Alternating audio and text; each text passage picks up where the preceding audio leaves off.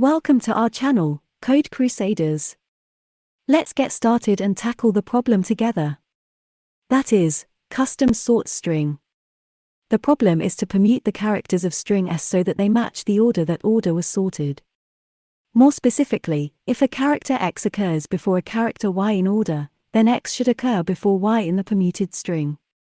The approach used in the provided solution is to create a mapping of characters in order to their positions using a vector or an unordered underscore map. And then create a mapping of characters to their counts in the string S. Then iterate through the order string and add the characters to the result string in the order of the order string, using the count of the characters in the string S. Any remaining characters in S are added to the result string in the end. The intuition behind using an array or vector to store the mapping of characters in the order string to their positions is to be able to easily and efficiently access the position of each character in the order string. This is important because the order of the characters in the result string needs to match the order of the characters in the order string.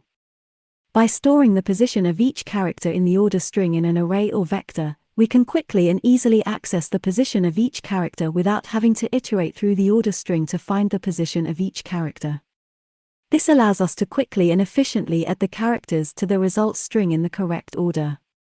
The intuition behind using an unordered underscore map or map to store the count of characters in the string S is to be able to easily and efficiently access the count of each character in the string S. This is important because the number of times each character appears in the result string needs to match the number of times it appears in the string S. By storing the count of each character in the string S in an unordered underscore map or map, we can quickly and easily access the count of each character without having to iterate through the string S to count the number of times each character appears. This allows us to quickly and efficiently add the correct number of each character to the result string. The intuition behind iterating through the order string and adding the characters to the result string in the order of the order string is to ensure that the characters in the result string are in the same order as the characters in the order string. This is important because the problem statement requires that if a character X occurs before a character Y in the order string, then X should occur before Y in the permuted string. By iterating through the order string and adding the characters to the result string in the order of the order string, we can ensure that the characters in the result string are in the same order as the characters in the order string. This way we can satisfy the requirement of the problem statement that if a character X occurs before a character Y in the order string, then X should occur before Y in the permuted string. Additionally, the intuition behind using a lookup table, such as unordered underscore map or map, is to store the results of subproblems and avoid redundant computations. For example, in this problem, as we iterate through the order string, we need to check if the character is present in the string S, and if it is, we need to know how many times it appears. So we could iterate through the string S for each character in the order string, but that would be inefficient. Instead, we store the count of each character in the string S in a map, and then we can easily check if the character is present in the string S and how many times it appears in the string S in big O one time.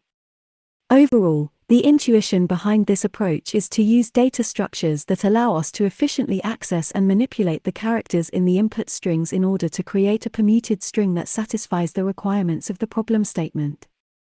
The code takes in two strings as inputs, the order string and the string S. First, it creates a mapping of characters in order to their positions using a vector or an unordered underscore map. This step takes big O(n) time, where n is the length of the order string. 2. Next, it creates a mapping of characters to their counts in S using an unordered underscore map. This step takes big O(m) time, where m is the length of the string S. 3. Then, it initializes an empty string called residential to store the result. 4. Next, it iterates through the order string, using the mapping of characters to their positions, and adds the characters to the result string in the order of the order string, using the count of the characters in the string S. If the character is in the count underscore map, it adds the character to the result string the number of times it appears in S and deletes the character from the count underscore map.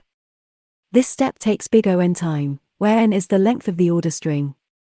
5. Finally, it adds any remaining characters in S to the result string and returns the result. For example, consider the following input.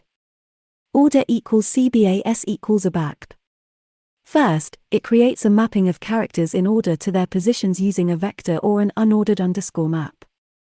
Next, it creates a mapping of characters to their counts in S using an unordered underscore map. In this example, count underscore map equals A, 2, B, 2, C, 1. Then it initializes an empty string called residential to store the result. Next, it iterates through the order string, using the mapping of characters to their positions, and adds the characters to the results string in the order of the order string, using the count of the characters in the string S. In this example, since order equals CBA, it will add C, B, and A to the results string, and in this case, the results string would be CBBA. The final output will be CBBA. The time complexity of this problem is big O n plus m, where n is the length of the order string, m is the length of the string S. The reason for this is that the algorithm iterates through both the order string and the string S once. First, it iterates through the order string to create a mapping of characters in order to their positions using a vector or an unordered underscore map, which takes big O n time.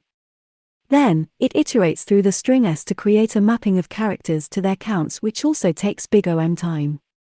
Finally, it iterates through the order string and adds the characters to the result string in the order of the order string, using the count of the characters in the string S, which takes big O n time. The space complexity of this approach is big O n plus m, where n is the length of the order string and m is the length of the string S. The reason for this is that the algorithm uses a vector or an unordered underscore map to store the position of characters in the order string and another map to store the count of characters in the string S. It is possible to optimize the code further by using only one data structure to store the mapping of characters to their positions and counts. This way, the space complexity could be reduced to big O minute n, m, where n is the length of the order string and m is the length of the string S. Overall time complexity, big O n plus m. Overall space complexity, big O n plus m. Where n is the length of the order string, m is the length of the string S. Thanks for following along. I appreciate your attention, and I hope you found this explanation helpful. If you found this video helpful, make sure to hit the like button, leave a comment, and subscribe for more content like this.